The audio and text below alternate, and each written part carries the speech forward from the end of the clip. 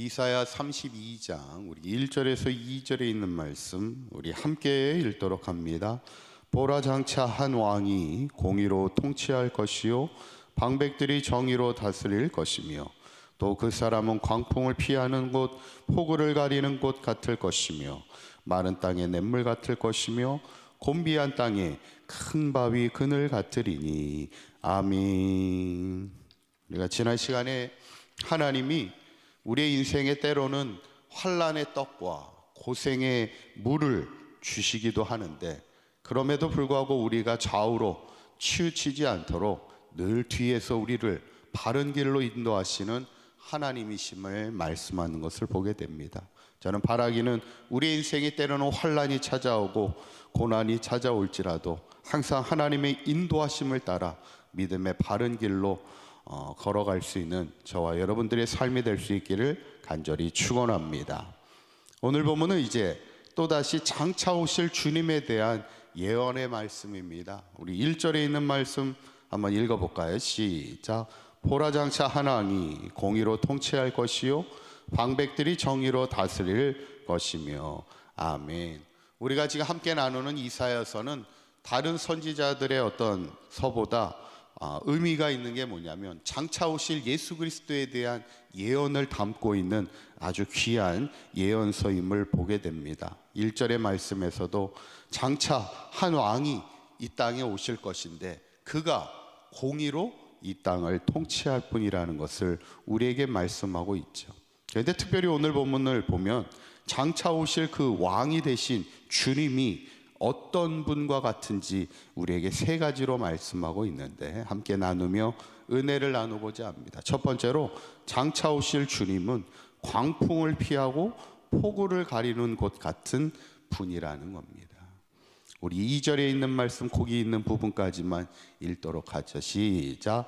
또 그 사람은 광풍을 피하는 곳, 폭우를 가리는 곳 같을 것이며. 아멘. 얼마 전에 그 뉴스를 보니까 요즘에는 차들이 좋아가지고 차를 가지고 이렇게 차박하는 분들이 있어요.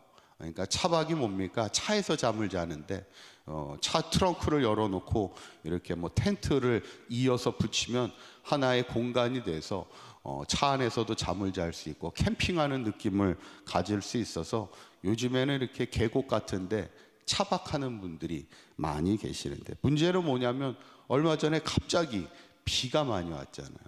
차박을 하다가 갑자기 폭우가 내리니까 계곡이 물에 차기 시작합니다.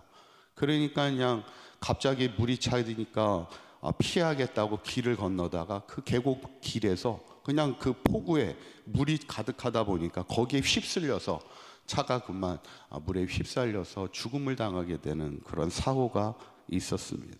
여러분, 산도 그렇고요, 계곡도 그렇고 갑자기 폭우가 내리면요 엄청 위험합니다. 그래서 우리가 보통 높은 산 같은 경우에는 그런 폭우가 내릴 때 피할 수 있는 그런 산장 같은 피난처가 있는 것을 보기도 하는데, 어쩌면 우리의 인생도 때로는 광풍이 뭐예요? 미칠 광자잖아요.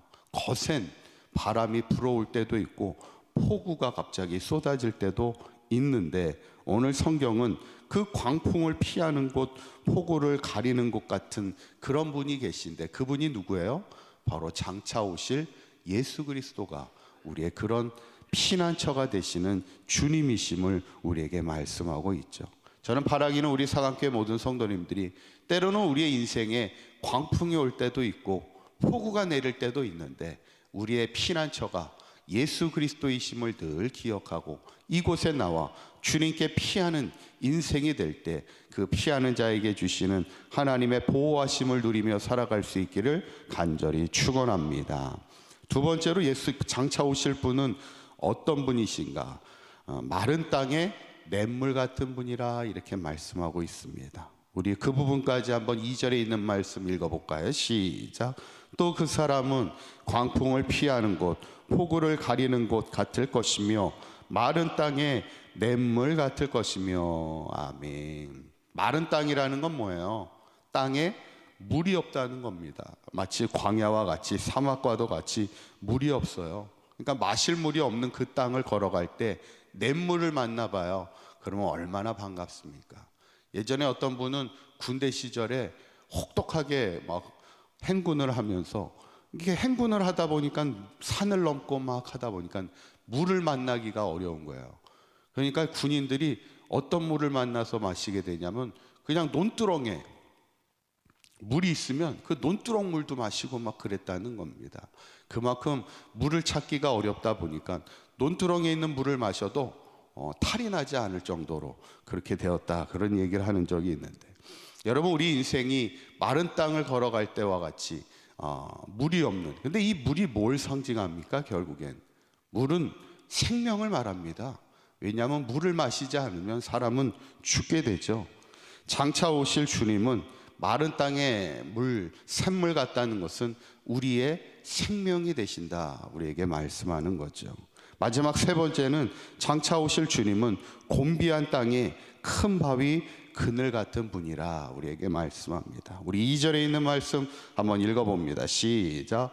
또 그 사람은 광풍을 피하는 곳, 폭우를 가리는 곳 같을 것이며 마른 땅에 냇물 같을 것이며 곤비한 땅에 큰 바위, 그늘 같으리니. 아멘. 이 곤비한 땅이라는 이 곤비가 뭐냐면 지치고 고단함을 얘기합니다.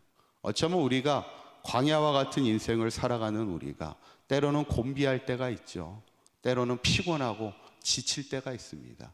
그때 우리에게 필요한 게 뭐예요? 쉼입니다.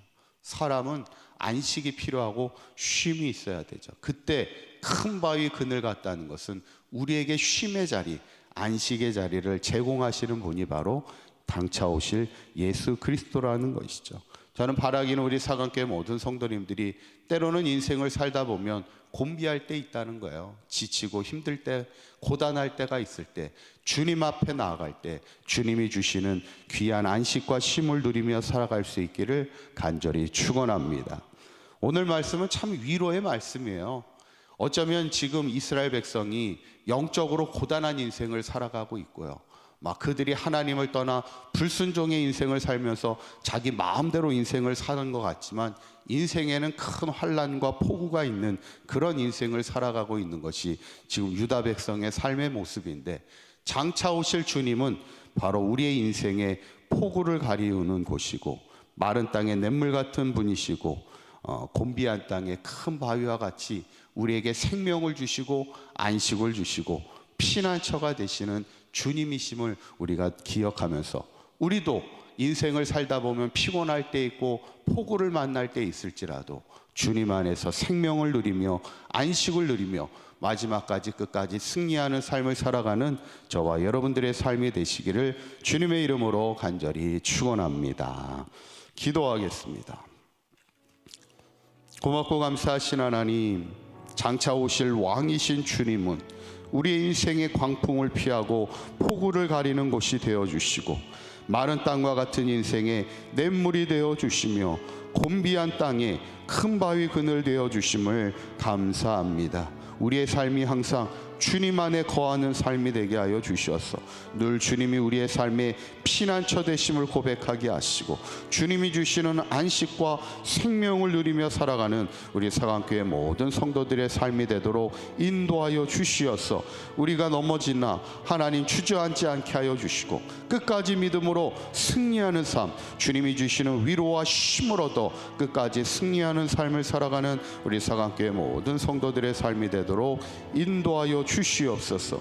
오늘 하루도 주님과 동행하는 복된 하루가 되게 하실 줄 믿사오며 우리 주 예수 그리스도의 이름으로 기도하옵나이다. 아멘.